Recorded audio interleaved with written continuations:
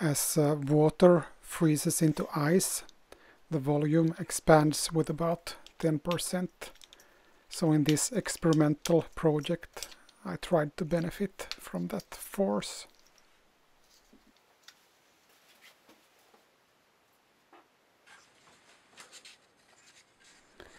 I have previously worked with floating buoys to support small vertical wind turbines and for getting low friction. Here is a small part from a project where I also tried to generate heat from the rotation into an insulated water tank.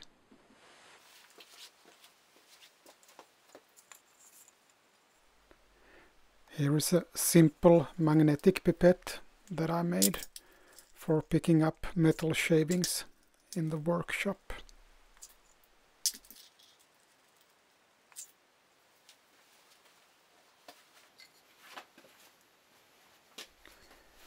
I got a vision about starting fire using an ice lens.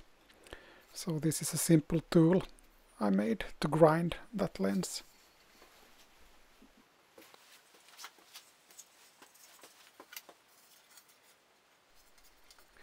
This construction was used for soldering with sunlight.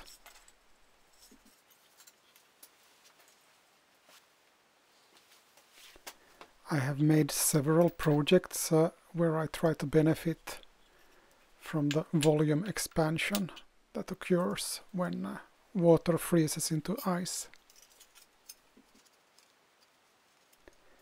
In this project, I just added water into a stainless cylinder in order to shape and tool metal in different ways.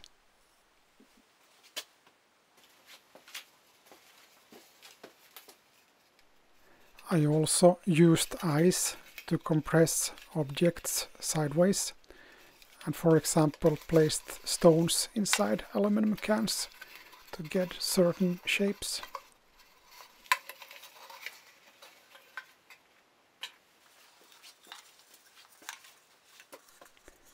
These cans were compressed vertically.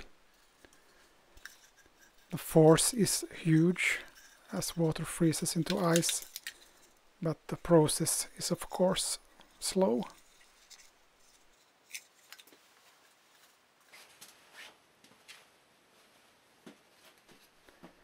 At the residency up north, I was thinking about printing stalactite sculptures from water. I used a small resistor in the nozzle so the dripping water wouldn't freeze.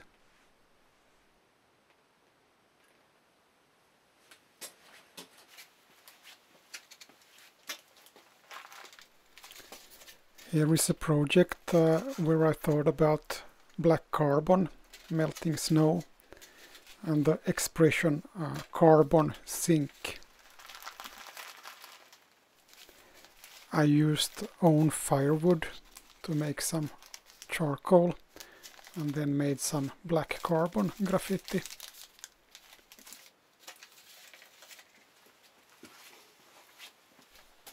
Some years ago I made 3 interactive sculptures that were named alternative fact generators.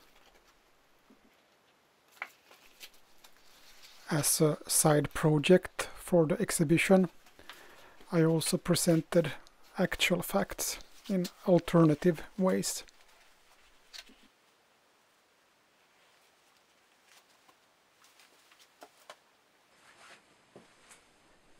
At a winter residency, I built a sleigh from recycled materials and then symbolically skied back to civilization. Here is the sleigh pulling belt.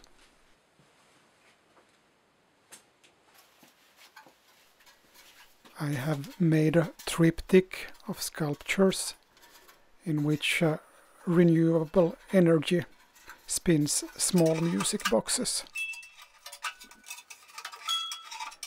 Here are the ones that use rainwater and sunlight.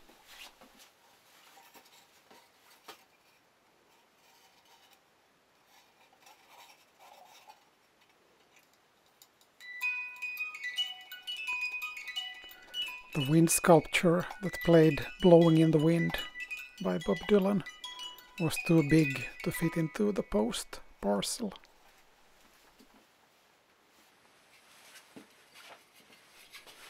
I have made a couple of conceptual perpetuum mobile sculptures. They benefit from the temperature differences between day and night, and I use beeswax cylinders to generate force.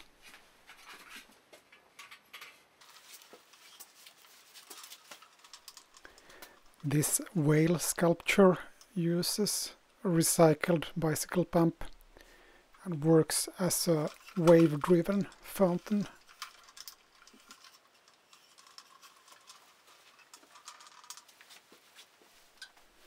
Through the years, I have made a lot of experiments with alternative wind turbines.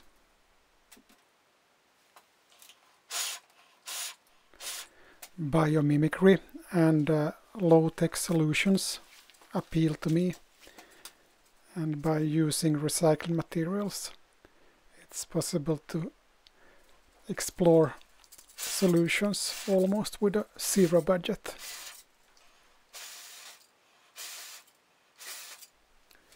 The basic idea of many of these turbines is to catch the wind only on one side of the axis, whereas the air gets through on the other side.